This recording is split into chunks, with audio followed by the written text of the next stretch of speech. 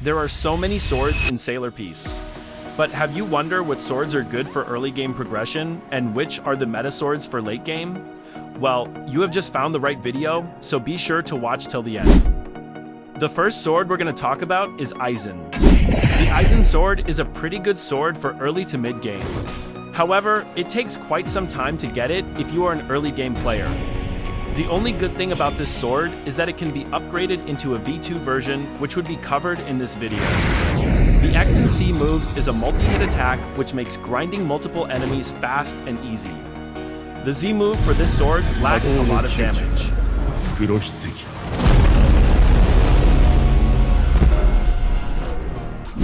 I would rank this sword in the D tier. Up next, we have the Griffin. This sword has really good early game farming capabilities. It does a lot of damage during early game, and it is quite easy to get. There is no questline to obtain it, which helps a lot of early game players. In some cases, it can be useful for mid game too. The C move is a multi-hit skill which helps clear enemies fast. With all that said, I would put this sword on the D tier as it is a really good and easy to obtain sword in the early to semi-mid game stage. The next sword I'll be talking about is the Dark Blade. The Dark Blade is an early game sword which does a decent amount of damage to early game enemies. This is usually the first few sword players would obtain as it lacks damage and movesets in the later stages of the game. I would say this sword would be a huge upgrade for new players, but it is still not as good as swords like the Griffin. With that said, I would be putting this sword in the F tier. Don't get me wrong though, it is only good for early game. Next up, we have Escanor. This sword is good for mid to late game as it does really high damage, but compared to the other late game swords, I would say this sword lacks damage. I would rank this sword in A tier. For our next sword, we have Ichigo. Ichigo is a good sword for mid game players. However, you would need to kill 500 bosses to obtain this sword as it costs 500 boss tickets to buy it. You can easily get Ichigo by farming for 500 boss keys to summon and kill Saber from the boss island. The X move for this sword is a multi-hit skill which is very good for clearing multiple enemies at once. The damage of this sword is really good, especially if you are stuck with swords like the Dark Blade or Griffin. Overall, I highly recommend getting this sword for mid-game progression to make grinding for other swords easier. With that said, I'll rank Ichigo as a C tier sword. Next up, we have Jinwoo.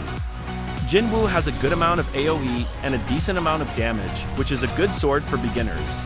However, it is kinda outdated, and it is only good for early to semi-mid game players.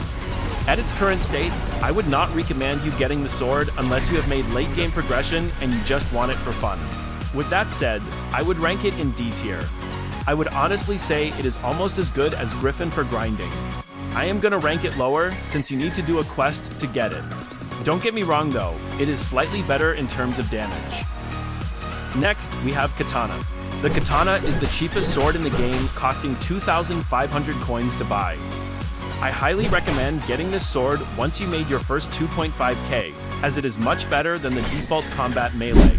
I would be giving this sword F tier as it is, just good for starters. The next one is Ragna. It is a limited sword and it's unobtainable. It has decent damage and AoE. I would give it a B tier. Let's move on to Rimuru. Rimuru has a decent amount of damage and a good amount of AoE. It is only good for mid-game players as it lacks a lot of late-game damage. I would not recommend getting this sword unless you are a late-game player and want to obtain it just for fun. I would rank it in B tier, just above Ragna. They're both quite similar, and their positions can be swapped on the tier list. The next sword is Saber. Saber can be bought with boss tickets and can be dropped by the Saber boss at the boss island. The damage is quite decent, however. Getting the Griffin would be a better choice as it has more AoE and it is better for farming overall. She would have gotten a D tier, but due to her underwhelming skills, I'll give her an E tier. The next sword would be Shadow Monarch. Shadow Monarch is the V2 of Jinwoo, which is significantly better than the V1. It does a good amount of damage, however. Its moveset is quite underwhelming compared to the other V2 swords. With that said, I am gonna give it an A tier. Not gonna lie, they did my boy Sung Jinwoo dirty. let's move on to the next sword. The next sword I am going to talk about is Shadow. The Shadow Sword takes some time to get, but it is less time consuming than Aizen. It also has an unlockable F move, which helps boost the damage. It does a decent amount of damage, and it's really good for mid-game progression.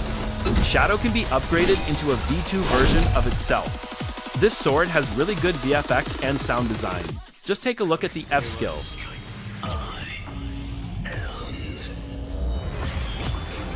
For a V1, it's low-key quite sick. Since it has 2 nooking ability, it is really good for killing bosses. I am gonna give it a C tier. The next sword is the True Aizen sword. The True Aizen sword has a lot of big AoE moveset with a short cooldown. True Aizen also deals quite a good amount of damage. This sword is quite time-consuming to get, and I highly recommend you guys to aim for an easier sword like Atomic, as using Aizen V1 to get True Aizen take too much time. The Z move does very little damage, and the cutscene for True Aizen is unreasonably long.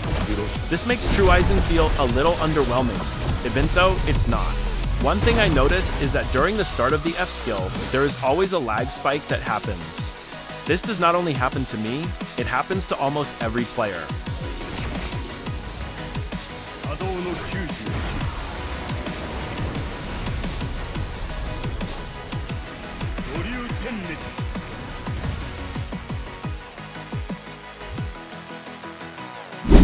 I think it deserved an high A tier to a low S tier. I'll just give it an A tier. The next sword is Yamato. The abilities deals high damage and has a good amount of AoE. It is quite time-consuming to obtain the sword, as you would need to farm the Yamato boss, and you can't spawn the boss to farm it. It is a good late-game weapon. However, I would not recommend you to get it as your first late-game weapon due to it being time-consuming to obtain. You should get an easier late-game sword like Atomic to easily farm the Yamato boss. I would say that the True Aizen sword is better than Yamato, and I would give it an A tier, just right behind True Aizen. Up next, we have the Atomic sword. This is a really solid choice for a late-game weapon, as it is not that hard to obtain. To get it, you need to first obtain the Shadow Sword, which is the V1 of this sword. Once you have the V1, you just have to farm the NPCs in the Lawless Island to get an item to summon the Atomic boss, which can be found on the same island.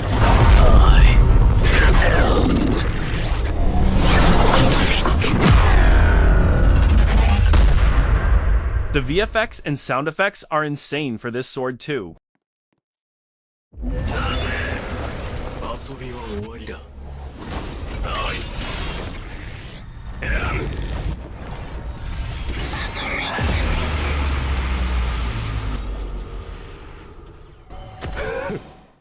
Just look at that.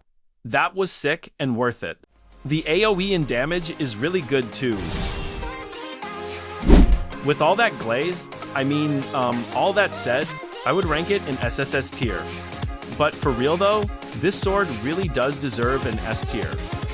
Next up, we have the Abyssal Empress. To obtain this sword, you would need to play Infinite Tower and pray that you will get the sword. However, it has a very low chance of dropping, and a lot of players struggle to obtain it, even after hours of grinding.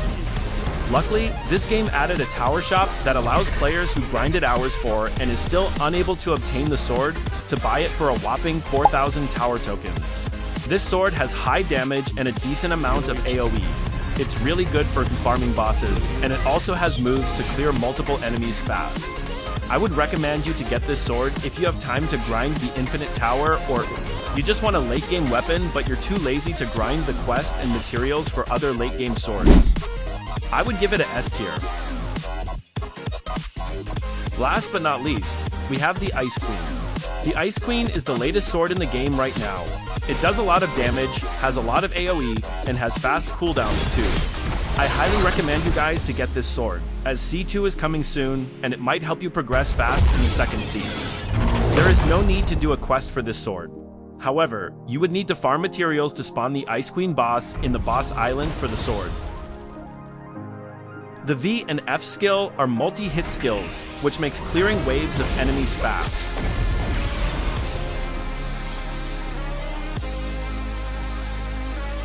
Both of these skills has really big AoE too.